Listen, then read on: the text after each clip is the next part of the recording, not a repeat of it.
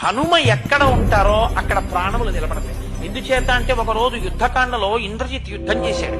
ఆకాశంలో మేఘాల చాటున ఉండి ఎప్పుడు బాణం తీశాడో ఎప్పుడు బాణం వేశాడో తెలియకుండా అందరి శరీరంలోనూ బాణాల ములుకులు విరిగిపోయాయి.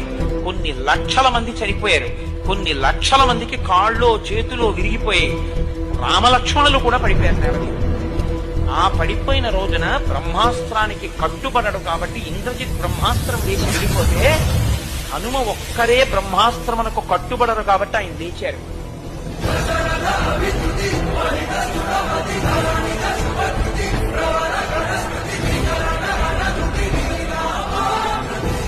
విభీషణుడికి తెలుసు కాబట్టి తట్టుకున్నాడు. ఇక మిగిలినటువంటి వీళ్ళిద్దరూ రెండు కాగడాలు పట్టుకుని అసలు బతికున్నారా ముఖ్యమైన వీరులు చూద్దామని వెళుతున్నారు.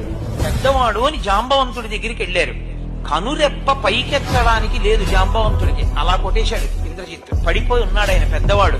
కాగడాలు పట్టుకుని వెళ్లి విభీషణుడు అన్నాడు, తాతా కుశలమా అని అడిగాడు. అంటే జాంబవంతుడు అన్నాడు, హనుమ కుశలమా అని అడిగితే విభీషణుడు అన్నాడు, తాత రామలక్ష్మణులు కుశలమా అని అడగవలసింది, నువ్వు అలా అడగలేదు. నువ్వు అలా అడగకుండా హనుమ కుశలమా అని అడుగుతున్నావు. పొరపాటు అడగలేదు. కాని ఉన్నారా హనుమ కాని మరణించాడా మనందరం బతికున్నా చచ్చిపోయినా మనందరం చచ్చిపోయినా హనుమ కుక్కలు బతికుంటే మనందరం బతికినట్టే బతికించేస్తారు. అందుకు అడిగాను, ఉన్నాడా క్షేమంగా.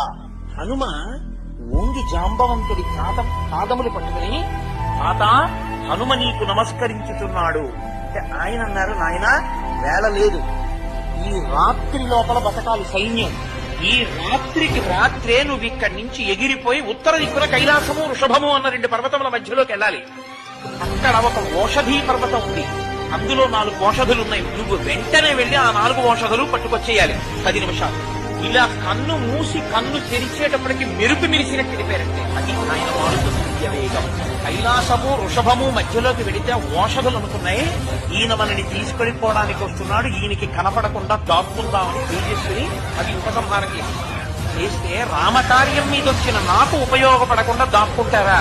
మీరెక్కడున్నా మా వైద్యుడున్నాడు సుషేనుడు, ఆయన కనిపెడతాడు అని పర్వతాన్ని పెకలించి తీసుకొచ్చేశారు. పక్కాపట్ట తీసుకొచ్చి అక్కడ ఆ పర్వతాన్ని తిప్పితే ఈ 4 ఓషధుల యొక్క శక్తికి ఈ 4 ఓషధులు ఎవరి కొరకు తేబడ్డాయో వాళ్ళు బతుకుతారు. అందుకని రాక్షసులు బతకలేదు. అది హనుమ యొక్క శక్తి.